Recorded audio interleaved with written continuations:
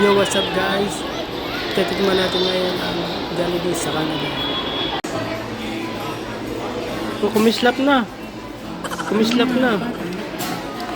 Akala ko pag kumislap, andyan na yung order. Oh, para naman tayo mga ignorante nito. Kumislap. So guys, oh. Akala ko papogi ako dito sa Canada. Tira mo yung tsura ko para ako nalosyang na. Guys, kumislap na. No.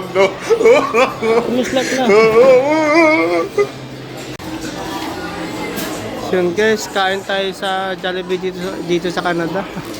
Tikman natin kung ano lasa ng Jollibee dito. Ito yung gravy nila, laki oh.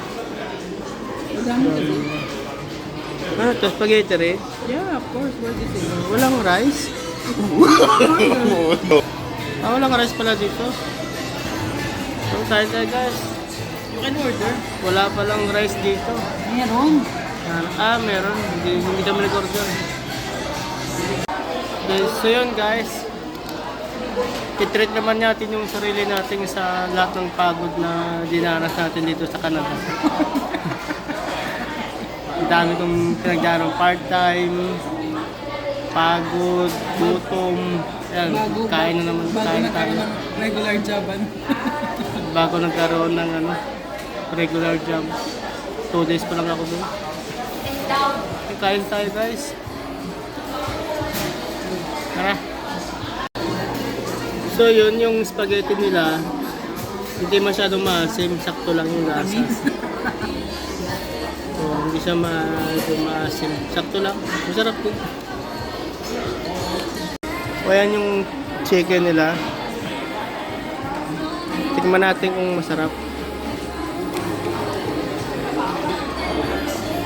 Kalasa pa ng Masarap Pilipinas. na.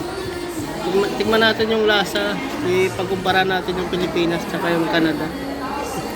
Sabi ko yung kuko ko. Namatay. Pero tumutubo pa.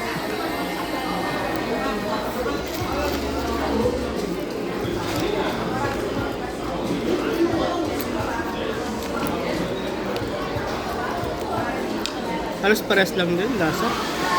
Yung spaghetti lang medyo matabang, tapos hindi maasim.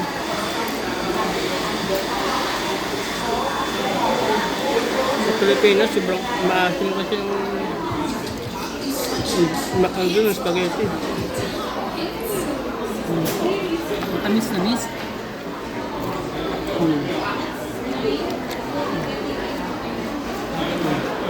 Yun, parang din.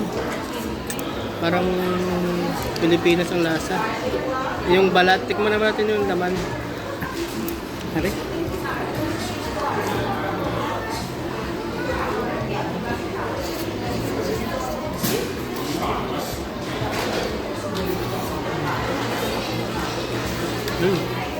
Yun, parehas ng Pinas. Parehas sa Pinas yung lasa ng manok nila. Ayun, nakita ng asawa ko yung Jollibee. Tuwan-tuwa talaga siya. Parang nanalo sa loto. Pinoy ako eh. Siyempre Jollibee. Gusto na kumain ng Jollibee.